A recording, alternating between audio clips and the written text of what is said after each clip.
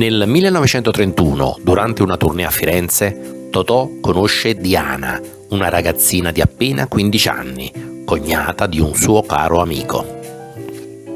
L'amico porta Diana a vedere una rappresentazione di Totò e Totò, quando la vede davanti al botteghino, ne rimane abbagliato. Quella sera avrebbe recitato solo per lei. Totò rimase così colpito da Diana che decise di chiederla in sposa a sua madre.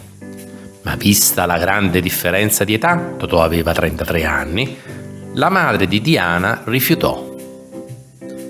Totò continuò a scrivere a Diana finché un giorno le chiese di scappare dal collegio dove studiava e raggiungerlo alla stazione di Roma.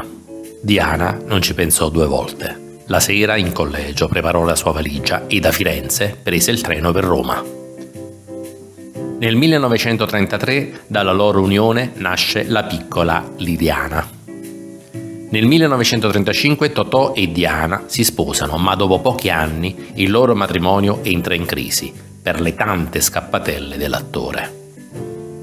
Nel 1940 i due ottengono la sentenza di annullamento del matrimonio, ma per amore della figlia decidono che avrebbero vissuto ancora insieme, scambiandosi una solenne promessa.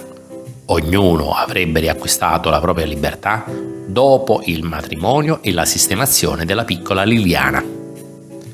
Ma sul set di 47 Morto che parla, Totò conosce Silvana Pampanini e lei fa subito una corte spietata a suon di fiori e biglietti. Diana si indispettisce e allora accetta la proposta di matrimonio di un altro uomo. Totò ci rimane malissimo. Diana non ha rispettato la promessa fatta anni prima. Deluso, addolorato e amareggiato, allora le dedicherà Mala femmina.